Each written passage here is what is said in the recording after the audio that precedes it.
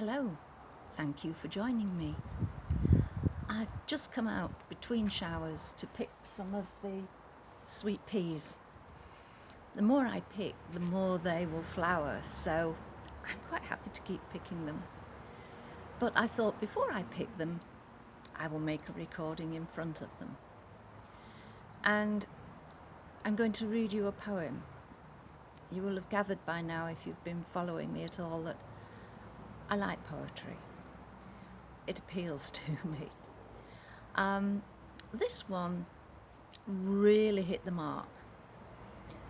I guess it depends on where you live, which country you live in. That might affect how you feel about this.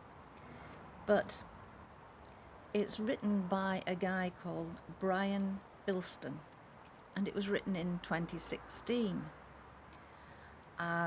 That date is important because it shows that it's actually as relevant now as it was then. Brian is described as an unofficial poet laureate, and I've read quite a lot of his works. I will include on the blurb links through to them. But here goes. This one is called America is a Gun. England is a cup of tea. France, a wheel of ripened brie. Greece, a short, squat olive tree. America is a gun. Brazil, a football on the sand. Argentina, Maradona's hand. Germany, an Oompa band. America is a gun. Holland is a wooden shoe. Hungary, a goulash stew. Australia, a kangaroo. America is a gun. Japan is a thermal spring.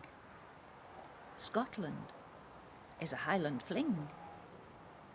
Oh, better to be anything than America as a gun. And I did look up the number of people who had been killed by guns in America, and I just found it too horrifying, and I wasn't sure how accurate the figures were, so I'm not quoting them. But I do find it strange that people can still say that it's their right to have a gun, to defend their territory,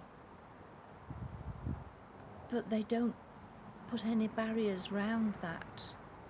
And gun, that word covers a multitude of sins.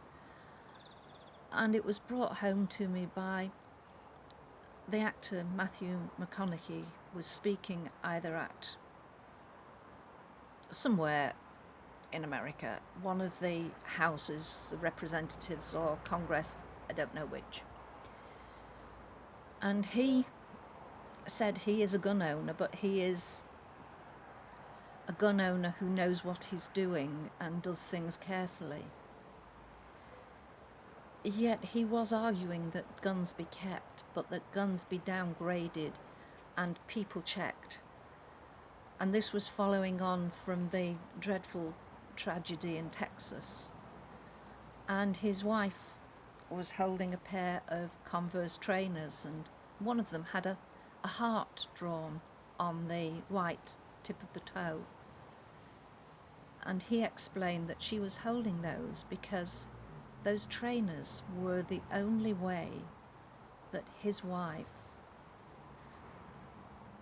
that the parents were able to identify their child by the trainer that she had drawn this heart on. And I'd sort of imagined, yes, it had been horrible, boom, boom, boom, boom, boom, but my mind just does not compute the actual horror of the situation and the horror that must live with the children who have survived. Yeah. And then they say, well, how do we manage in UK without the police having guns? Long may it be so. On that note, a not very uplifting note, I do apologise, but it's something about which I have a lot of concerns. So you take care,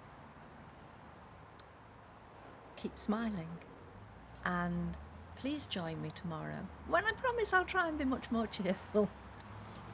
Take care. Bye.